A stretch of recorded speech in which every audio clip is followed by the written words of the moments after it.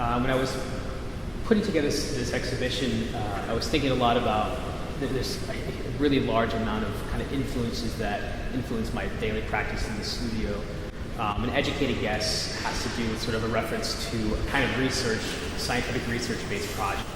Just like a scientist who sort of has certain variables that they're experimenting with, I have a certain set of variables that are materials that I'm working with.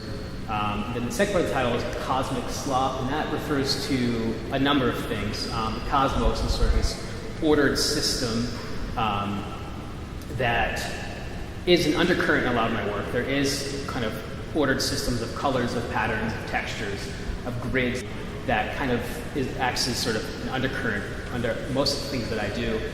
It's also a reference to an album from 1974 by the band Funkadelic.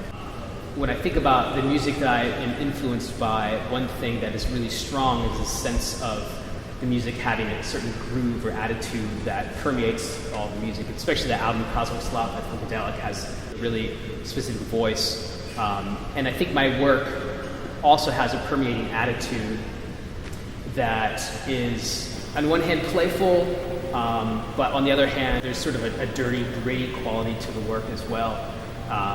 And I'm trying to sort of constantly find that balance between the work that seems up, that seems very playful, and the materials that maybe at times become very sort of raw and gritty. I use a lot of traditional painting materials sort of on the surface that kind of acts as a skin on top of most of the work that I do, but I'm also using a lot of materials that are non-traditional art materials, such as dryer lint, such as rugs, carpets, kind of anything that is in and around me. And that's, again, this sort of idea of letting anything in and around my life kind of influence what's going on in the studio.